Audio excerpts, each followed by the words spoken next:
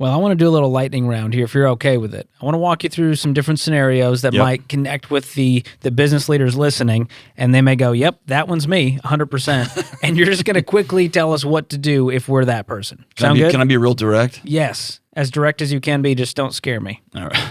All right.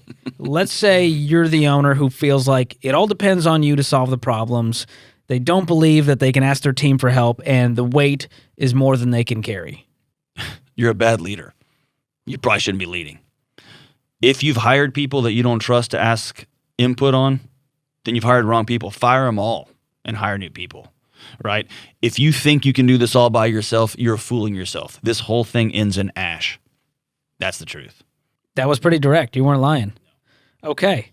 How about this one? The person whose successes and failures define their identity as a business owner, and since the business is their baby, if something fails, they equate themselves to being a failure. Man, that's the stories you tell yourself, right? Somewhere along the way, somebody told you your value is in your output or your value is in success. And so Jocko says it best, you got to detach, right? You are not your wins and you're not your failures. You are the relationships you had on the way. You are how hard you worked. You are, did you cheat, lie, or steal, like the character you were on that journey? But dude, the outcome is the outcome. You take care of the process, man. The outcome happens. Kevin Durant can practice all day long. Sometimes the ball can go in. He shot it right. He had good form. He jumped high, did everything right. Ball didn't go in, right? It doesn't mean he's a failure and a loser. He may have lost that game. He's still going to go to the Hall of Fame, right? Yeah. This one sounds like me. This sounds like the people pleaser. Yes. Hey, one of my favorite things is when you do interviews, you sneak in personal questions. Yeah, I need this for me, John. Great. What do you do when your breath doesn't smell good and you're at a work event? This is so Just good. saying. This is me, John. The person who says yes to the customer at the expense of saying no to themselves, and they feel like they can't let their customer down, so it keeps them from doing anything for themselves. Again, that goes back to a story that somebody told you that you are responsible for taking care of everybody else, and you don't have enough value to take care of, right? You're not worth taking care of. And what happens is you can do that in the short term. You can put other people's needs ahead of your own. That's an airplane that has no gas in it. It will crash, right? So you have to choose to take care of you so that you can better take care of your customers. Well, you mean the airplane advice is put the mask on everyone else first. Correct. And then yourself last. That's exactly right. That's actually the way to make sure everybody dies, right? Because your kid is going to start fussing around and moving. Your customer's going to have, I wanted it like this. And you're like, I'm real sure, ma'am, because I recorded it. It looks like this. Oh, I want to change it like this. Sir, I promise. You signed it. I don't care what I signed. I want it like this. Now you're both dead, right? You got to get a good night's sleep. You got to make sure you're being a good steward of your body, taking care of your relationships.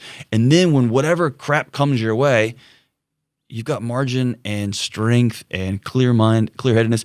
You can handle that, man. Yeah. Well, it's interesting if you're trying to help everyone else to the point that you get burnt out, well, then you can't help anyone. You help nobody, at any level. Right? And again, somewhere along the way, that's a common story that we're told. Your job is to make sure I'm okay. It's when parents say things like, you really made daddy mad, or you made me do this, or honey, if you wouldn't have said that, I wouldn't have got so mad.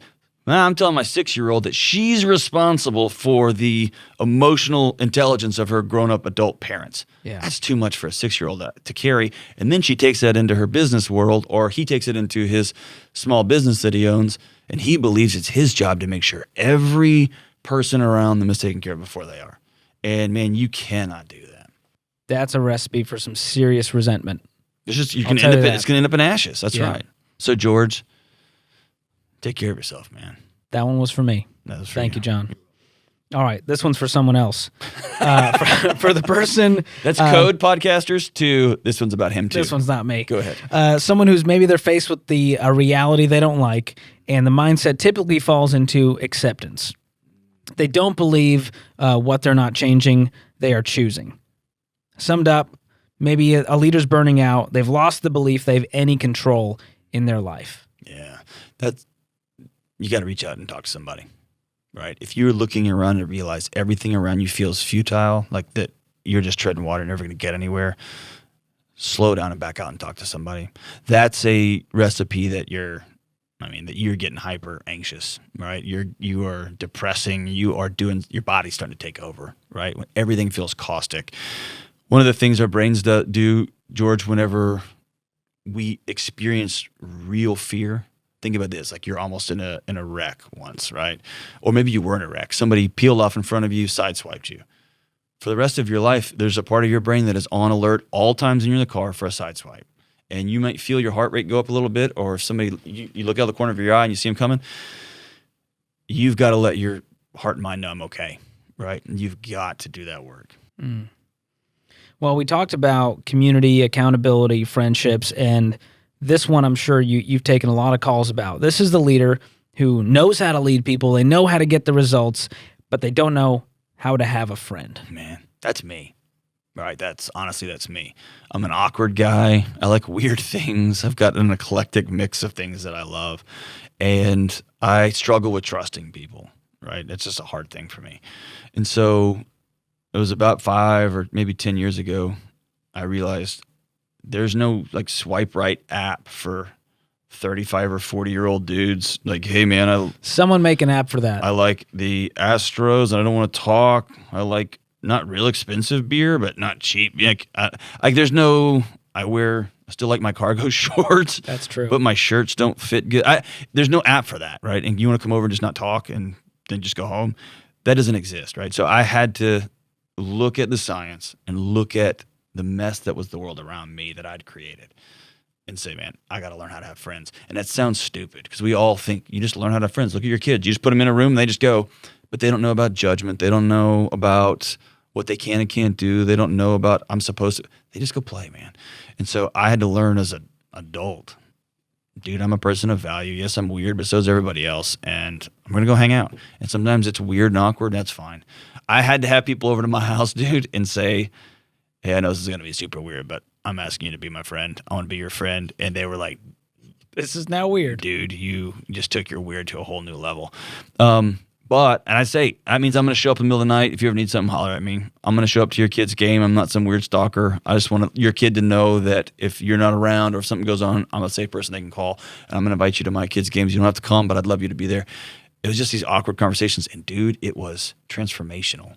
I'd forward a podcast to a buddy and say, hey, I want you to listen to this, and we're going to go hiking, and I just want to talk to you about it. He listened to it, man. Or he said, I'm not listening to that stupid thing. But let's go hiking anyway, right? So there's just, you got to put yourself out there. And it's awkward, and feels like you're getting cut from your junior high team sometimes when someone's like, I don't want to hang out with you.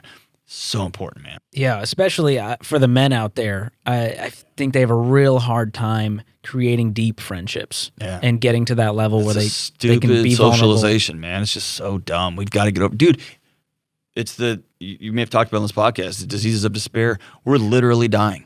We are literally dying. I read a remarkable book by Thomas Joyner. He's a researcher out of Florida State. It's called Lonely at the Top. He just says, if you look across the world, in every single culture, men have most of the leadership roles, most of the money, and they lead Earth in strokes, heart attacks, cancers. They lead Earth in everything. There's a cost to winning, and it's dying young, right? Yeah. And so stepping back and saying, what are we trying to do here, man? And a lot of that starts with friendship, with getting connected with other people.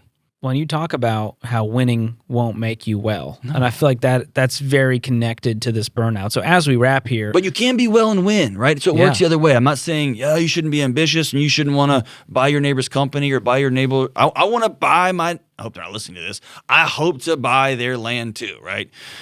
They're definitely not listening. Yeah, I hope not. I'm going to get an offer in the mail. It's going to be triple what it's worth. I'd like to do that, right? So I'm an ambitious guy. I want to do things. But I know that buying my neighbor's field is not going to make me feel better about myself. It's not going to help my marriage get better. It's not going to help me be a better dad. I got to do those things first. And that will inform my ability to go out and do these other things long term, right? Dave says it all the time. Dave Ramsey, our boss, says, dude, I reread that stupid book every year, and the tortoise always wins, man. And so it's just knowing I got to take care of this stuff so that I can take care of this stuff, not in spite of, right? Yeah. So to recap here, we've got some themes. Obviously, winning won't make you well. Hose off your boots. Friends are the emergency fund for your life. Any other advice that can help the business leaders out there avoid or recover from this burnout? Burnout is not a thought problem. It's a physical issue, right? So if you find yourself in a situation in a day, which most of us do, that, man, our alarms got set off. You were in a traffic jam and you just were squeezing that steering wheel tighter and tighter. Your kid calls you and you just get off the rails. Your spouse says something to you that sets you off. You're in a couple of hard meetings during the day, and then a client of yours says, hey, I'm thinking about putting this back out to bid, even though they'd promised you they weren't, right?